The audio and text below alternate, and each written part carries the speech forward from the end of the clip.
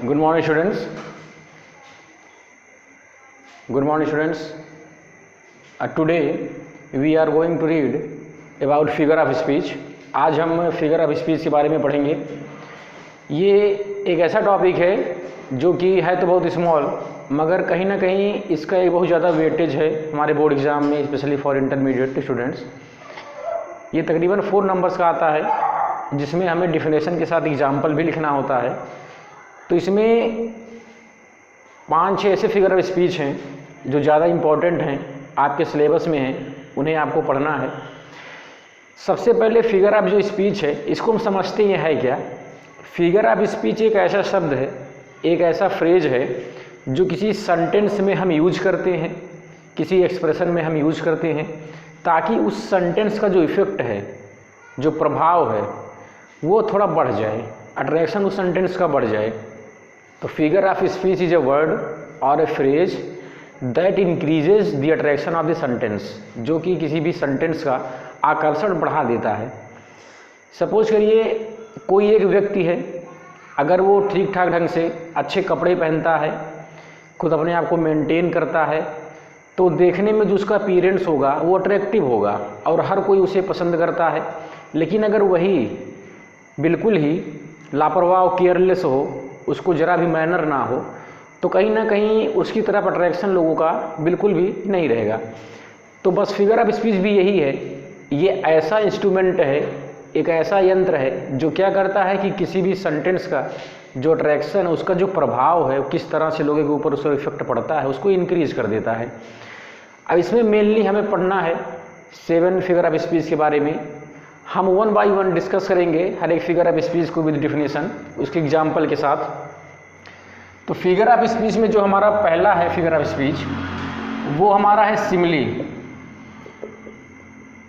Simile एक ऐसा figure of speech है जिसमें हम कोई भी 2 ऑब्जेक्ट लेते हैं और दोनों ऑब्जेक्ट जो होते हैं वो डिफरेंट टाइप्स के होते हैं, एक जैसे नहीं होते हैं। मतलब एक ही वर्ग के, एक ही समूह के, एक ही जाति के वो दोनों ऑब्जेक्ट नहीं होते हैं, वो डिफरेंट ऑब्जेक्ट होते हैं। और उन दोनों ऑब्जेक्ट्स के अंदर कोई एक ना एक क्वालिटी ऐसी होती है जो कि कॉमन होती है। उसी क्वालिटी को हम बताने के लिए दोनों को रिलेट करते हैं, दोनों को आपस में दोनों का रिलेशन बताते हैं। और ऐसा करने पर जिस वर्ड या जिस फ्रेज की हमें आवश्यकता होती है, उसको हम कहते हैं सिमिली। तो सिमिली एक ऐसा फिगर ऑफ स्पीच है जिसपे हम 2 अलग अलग वस्तुओं को एक दूसरे से लिंक करते हैं, जोड़ते हैं। हम ये बताते हैं कि जो पहली वस्तु है वो दूसरे के जैसी है। अब इसको सबसे पहले तो हम इसका डेफिनेशन लिखते हैं कि in this figure of speech, in this figure of speech we relate to different things, we relate to different things having a same quality, जिनके अंदर एक क्वालिटी ऐसी होती है जो कि कॉमन होती है। अब इसको हम एग्जाम्पल से समझने की कोशिश करते हैं। फॉर एग्जाम्पल, ही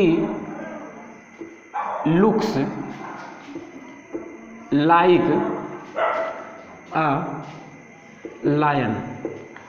अब इसमें हमने एक छोटा सा सेंटेंस लिखा है, वो हमारा sentence he looks like a lion, वह एक शेर की तरह दिखता है। अब यहाँ पर अगर हम देखें तो 2 ऐसे नाउन इसमें यूज किए गए हैं जिनको हमने रिलेट किया है। एक नाउन की तुलना हमने की है दूसरे नाउन से।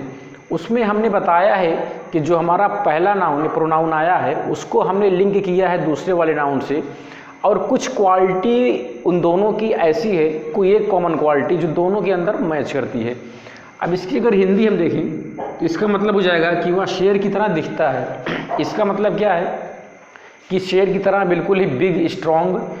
तो जो हेल्दी या स्ट्रॉन्ग की क्वालिटी है शेर की, वो कहीं ना कहीं क्वालिटी इस व्यक्ति के अंदर भी है। तो अगर हम किसी एक क्वालिटी की तुलना करते हैं किसी एक ऑब्जेक्ट किसी दूसरे ऑब्जेक्ट से, तो उसमें हम यूज़ करते हैं सिमिली।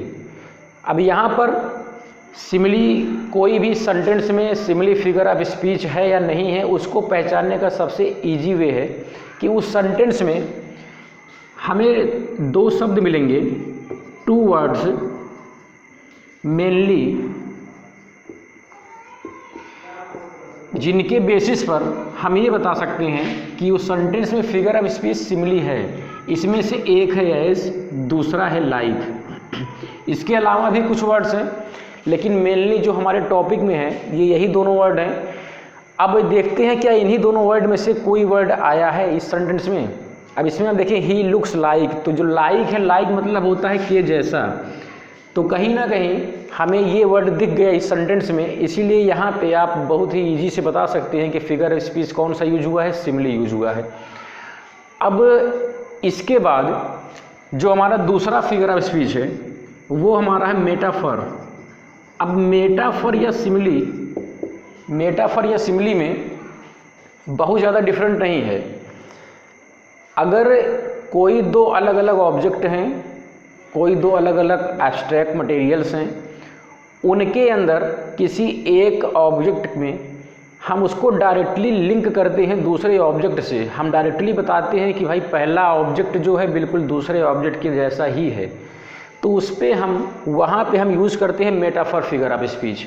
सबसे पहले तो इसकी डिफिनेशन हम देखते हैं कि if an object is related to the other different one directly, then there is the figure of speech, called metaphor. अब यहाँ पर जो डिफिनेशन हमने लिखा है इसको हम फिर से समझने की कोशिश करते हैं। इफ़ ए ऑब्जेक्ट, अगर कोई एक ऑब्जेक्ट है, इज रिलेटेड, उसको रिलेट किया गया है, उसका संबंध बताया गया है किसी एक क्वालिटी विशेष को लेकर, to the other different object, किसी एक दूसरे अलग ऑब्जेक्ट से। अब ध्यान से देखिएगा कि यहाँ पर हमने क्या लिखा है, टू डिफरेंट ऑब्जेक्ट, मतलब जिन दो ऑब्जेक्ट की तुलना हम यहाँ पर सिमिली में करते हैं वो दोनों ऑब्जेक्ट अलग अलग होते हैं। जैसे यहाँ पे कोई व्यक्ति के बारे में बताया जा रहा है, यहाँ पे किसी जानवर के बारे में बताया जा रहा है, तो दोनों ही ऑब्जेक्ट जिसको हमने यहाँ पे हाईलाइट किया है, इनका कंपैरिजन करने के लिए दोनों डिफरेंट हैं। सेम वही हमें यहाँ भी यूज करना है, हमें यहाँ भी वही करना है कि जो ऑब्जेक्ट पहला है हमारा, जो ऑब्जेक्ट फर्स्ट है, उसको हमने डायरेक्टली लिंक कर दिया है ऑब्जेक्ट सेकंड से। अब यहाँ पर ऑब्जेक्ट फर्स्ट को हमने डायरेक्टली लिंक किया ऑब्जेक्ट सेकंड से। अब डायरेक्टली शब्द का मतलब क्या है, दोनों की डिफिनेशन वही है, केवल दोनों में अंतर इतना है कि मेटाफर में हमने एक वर्ड यूज किया डायरेक्टली। डायरेक्टली मतलब होता है सीधे तौर पर, घुमा फिरा के नहीं, जो चीज़ सही है उसको डायरेक्टली हम बता दें। तो अगर ऐसा किया गया है किसी भी सेंटेंस में, दो ऑब्जेक्ट की क्वालिटी बताएगी, उसमें से एक ऑब्जेक्ट को डायरेक्टली लिंक किया गया दूसरे ऑब्जेक्ट से, तो वहाँ पर हम मेटाफर का यूज करते हैं। अब इसमें एक एग्जाम्पल देखते हैं। एग्जाम्पल आप सभी ने पढ़ा भी होगा एग्जाम्पल कि the ship is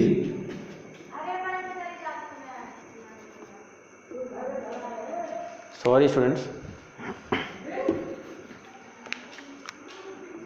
remove to the our next example, camel is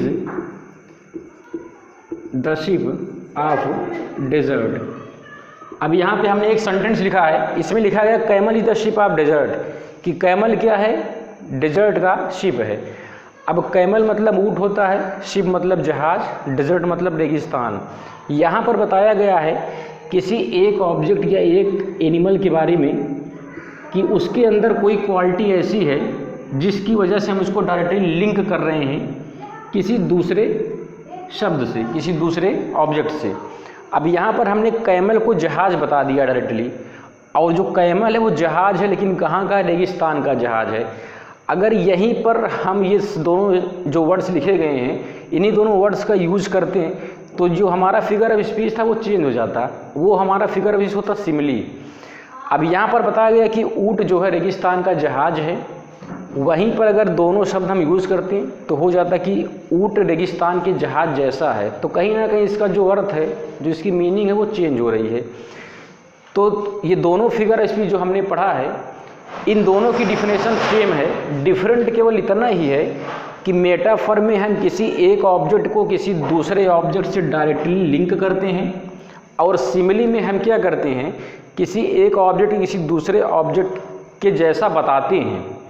यहाँ पर हम डायरेक्टली नहीं बोलते हैं, यहाँ पे हम के जैसा, यहाँ पे जैसे लाइक और एज दो शब्दों का प्रयोग करके दोनों को रिलेट करते हैं। तो ये हमारे दो फिगर ऑफ स्पीच थे, एक है सिमिली, एक है मेटाफर। अब इसके बाद जो हमारा third important figure of speech है वो हमारा है ओनोमेटोपिया। अब उसके बारे में हम देखते हैं, उसके बारे में पढ़ने की कोशिश करते हैं।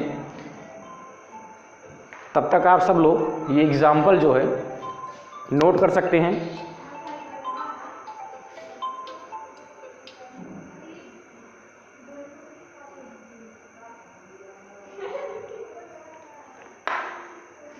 Okay, now we will move toward the next topic. जो अगला हमारा फिगर ऑफ स्पीच है वो है ओनोमेटोपिया। उसके बारे में हम जानने की कोशिश करते हैं कि जो हमारा थर्ड फिगर ऑफ स्पीच है वो क्या है। जो हमारा थर्ड फिगर ऑफ स्पीच है वो है ओनोमेटोपिया। इसमें बहुत ही इजी वे है इसको पहचानने का। अगर कोई फिगर ऑफ स्पीच, किसी फिगर ऑफ स्पीच के बारे में कोई ऐसा सेंटेंस लिखा गया हो जिसमें पर्टिकुलर एक ऐसा वर्ड आया हो जो किसी साउंड को, किसी साउंड के बारे में बताता है, और उस साउंड की हेल्प से, उस शब्द की हेल्प से हमें ये पता चलता है कि सेंटेंस में किसकी बात हो रही है, उसको हम कहते हैं ओनोमेटोपिया। अब इसका डिफिनेशन सबसे पहले हम देखते हैं कि it suggest the sound by which, जिसके द्वारा वी कैन आइडेंटिफाई, हम पहचान सकते हैं, we can identify the person, animal और अदर थिंग्स। तो कोई ऐसा शब्द जो कि किसी साउंड को रिफ्लेक्ट करता हो और उसी शब्द के माध्यम से हमें ये पता चल जाए कि सेंटेंस भाई किस व्यक्ति, किस जानवर या कौन सी वस्तु की बात हो रही है, वहाँ पर होता है ओनोमेटोपिया। अब एक एग्जाम्पल के थ्रू हम इसको समझते हैं। For example, the cats mu. Mu एक ऐसा साउंड है जो कि बिल्लियों के द्वारा प्रोड्यूस किया जाता है। म्याऊं म्याऊं, आप जो आवाज़ वो आप भी सुनते हैं घरों में, बिल्लियों से निकलती है। तो द कैट्स म्यू, यहाँ पर एक ऐसा वर्ड आया है जो किसी साउंड के बारे में बता रहा है, और उस साउंड को, उस शब्द को अगर हम सुनते हैं तो हमारा दिमाग तुरंत कहता है कि ये साउंड तो कैट से रिलेटेड है। तो ऐसे में जो यहाँ पे फिगर ऑफ स्पीच होगा वो हमारा होगा ओनोमेटोपिया। दूसरा एग्जाम्पल इसी में देखते हैं। The snakes are hissing. जो हिसिंग हमारा साउंड है उसका मतलब है फुफकारना। तो जो हिसिंग का साउंड है वो जनरली स्नेक्स के अंदर होता है। तो अगर हिसिंग वर्ड हमें कहीं भी दिखता है किसी सेंटेंस में, तो वहाँ पे हमारे माइंड में तुरंत इन्फॉर्मेशन होगी कि यहाँ पे ज़रूर स्नेक की बात हो रही है, सांपों की बात हो रही है, क्योंकि ये हिसिंग का जो साउंड है वो स्नेक से ही जनरेट होता है, जिस तरह से पहले एग्जाम्पल में म्यू का साउंड जनरेट होता था कैट से। तो यहाँ पे बड़े आसानी से हम बता सकते हैं कि जो भाई फिगर ऑफ स्पीच यूज हो रहा है वो हमारा क्या ओनोमेटोपिया है। ये बहुत ही ईजी वे है इसको आइडेंटिफाई करने का। आप डिफिनेशन और एग्जाम्पल देखकर समझ लीजिए और उसको नोट भी करिए। फिर नेक्स्ट हम मूव करते हैं। जो हमारा अगला फिगर ऑफ स्पीच है वो हमारा है पर्सोनिफिकेशन। पर्सोनिफिकेशन एक ऐसा फिगर ऑफ स्पीच है जो एग्ज़ाम पॉइंट ऑफ व्यू से इसकी इम्पोर्टेंस थोड़ी ज़्यादा है, तो इसके बारे में भी हम चर्चा करते हैं। पर्सोनिफिकेशन जो ये शब्द है, इसको अगर हम सेपरेट करें तो ध्यान से देखेंगे कि यहाँ पे ये एक वर्ड आया पर्सन। पर्सन मतलब होता है व्यक्ति। अब इसकी डिफिनेशन क्या है, पहले ध्यान से इसको समझिए कि पर्सोनिफिकेशन किस टाइप का फिगर ऑफ स्पीच है। अगर कोई ऑब्जेक्ट है या कोई भी एब्स्ट्रैक्ट मटेरियल है, कोई वस्तु है या कोई ऐसी क्वालिटी है जिसको, या कोई ऐसी ऑब्जेक्ट है जिसको हम ना तो टच कर पाएँ, ना तो देख पाएँ, केवल उसको फील कर पाएँ, महसूस कर पाएँ, अगर उसके बारे में हम कुछ बता रहे हैं, कोई ऐसी क्वालिटी बता रहे हैं कि वो क्वालिटी केवल पर्सन में पाई जाती हो, व्यक्ति में पाई जाती हो, तो वहाँ पे जो फिगर ऑफ स्पीच यूज होगा वो हमारा होगा पर्सोनिफिकेशन। अब इसमें क्या होता है generally, in this figure of speech, in this figure of speech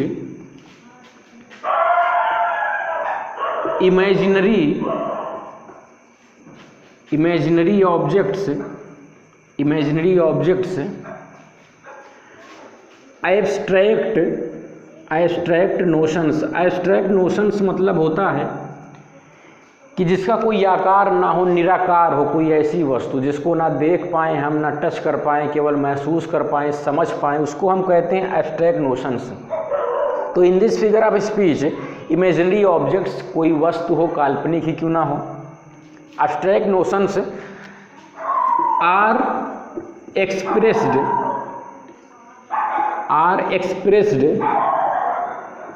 spoken of as they have the qualities of a living being, generally किसी पर्सन की। अब जो डिफिनेशन उसको ध्यान से देखिए, जो डिफिनेशन लिखा गया है इसमें कि in this figure of speech, इस फिगर ऑफ स्पीच में, कौन सी फिगर ऑफ स्पीच, पर्सोनिफिकेशन में, इसमें हम क्या करते हैं, कोई एक इमेजिनरी ऑब्जेक्ट लेते हैं, काल्पनिक वस्तु हो या कोई एक जनरली वस्तु हो, या कोई हमारे पास कोई ऐसा नोशन हो, कोई ऐसा रूप हो जिसको हम केवल महसूस कर पाएँ, ना देख पाएँ, ना टच कर पाएँ, और उसके बारे में हम कुछ बोलते हैं, कुछ कहते हैं, कोई क्वालिटी बताते हैं उसकी, और वो क्वालिटी जो कि पाई जाती है केवल व्यक्तियों के अंदर। तो अगर कोई भी वस्तु को हम उसके अंदर की कुछ क्वालिटी बता रहे हैं, उसको हम रिलेट कर रहे हैं एक ऐसी क्वालिटी के माध्यम से जो क्वालिटी व्यक्तियों के अंदर पाई जाती हैं, तो वहाँ पे जो फिगर ऑफ स्पीच होगा वो हमारा होगा पर्सोनिफिकेशन। अब इसको हम एग्जाम्पल देकर समझते हैं थोड़ा डिटेल में। For example, death lays its icy hand on the king. अब यहाँ पे मैंने एक एग्जाम्पल लिखा है कि डेथ लेज मतलब है रखना, इट्स आइसी हैंड मतलब ठंडे हाथों को, ऑन द किंग के ऊपर, कि मृत्यु ने क्या किया, अपने ठंडे हाथों को राजा के ऊपर रखा। इसका कहने का मतलब ये है कि जो राजा था उसकी डेथ हो गई है। लेकिन इस सेंटेंस को हमने मॉडिफाई कर दिया है, इस रूप में लिखा है हमने, यहाँ पे फिगर ऑफ स्पीच का भी यूज किया है। अब इस फिगर ऑफ स्पीच में यहाँ पर अगर देखेंगे जो हमारा सब्जेक्ट है, वो सब्जेक्ट हमारा है डेथ। और आपको पता होगा कि सब्जेक्ट जो भी शब्द होता है वो नाउन होता है या प्रोनाउन होता है, ये नॉन फाइनाइट्स होती हैं। तो जो हमारा सब्जेक्ट यहाँ पे वो नाउन है। अब डेथ कौन सा नाउन है, ये है एब्स्ट्रैक्ट नाउन। एक ऐसा नाउन है जिसको हम ना तो टच कर सकते हैं, ना तो उसका आकार देख सकते हैं, केवल उसको समझ सकते हैं, महसूस कर सकते हैं। तो जो डेथ हमारा है ये एब्स्ट्रैक्ट नाउन है, और इसके अंदर की एक ऐसी क्वालिटी है, इसके लिए हम कुछ ऐसे शब्दों का यूज कर रहे हैं। For example icy hand. अब मृत्यु के हाथ तो होता नहीं है, हाथ तो केवल व्यक्तियों के होता है, लेकिन फिर भी हमने इसको बताया है कि इसके पास क्या है, आइसी हैंड है, ठंडे हाथ हैं। और यह क्या कर रहा है कि अपने ठंडे हाथों को रख रहा है, किसके ऊपर रख रहा है? राजा के ऊपर रख रहा है।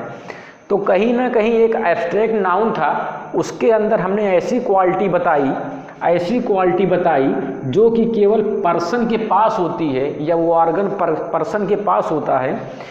तो अगर हमने इस तरह से रिलेट किया है तो इस जो फिगर ऑफ स्पीच यूज होगा वो हमारा होगा पर्सोनिफिकेशन होगा। अब दूसरा एग्जाम्पल समझते हैं हम इसी में। जो हमारा दूसरा एग्जाम्पल है वो ये है कि द सन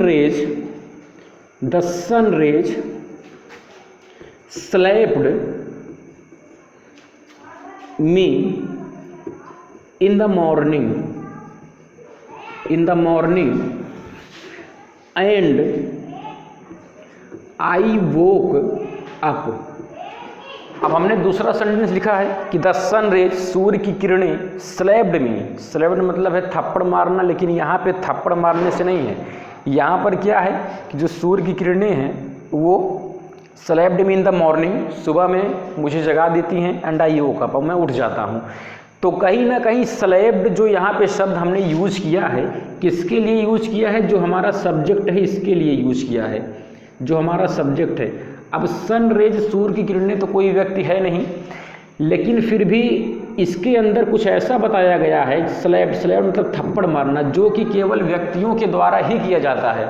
तो कोई ऐसा वर्क या कोई ऐसी क्वालिटीज़ जो केवल व्यक्तियों के पास ही होती हैं, अगर वही क्वालिटीज़ हम किसी अन्य ऑब्जेक्ट से या एब्स्ट्रैक्ट नाउन से लिंक करते हैं तो वहाँ पे जिस फिगर ऑफ स्पीच का यूज होता है वो हमारा है पर्सोनिफिकेशन।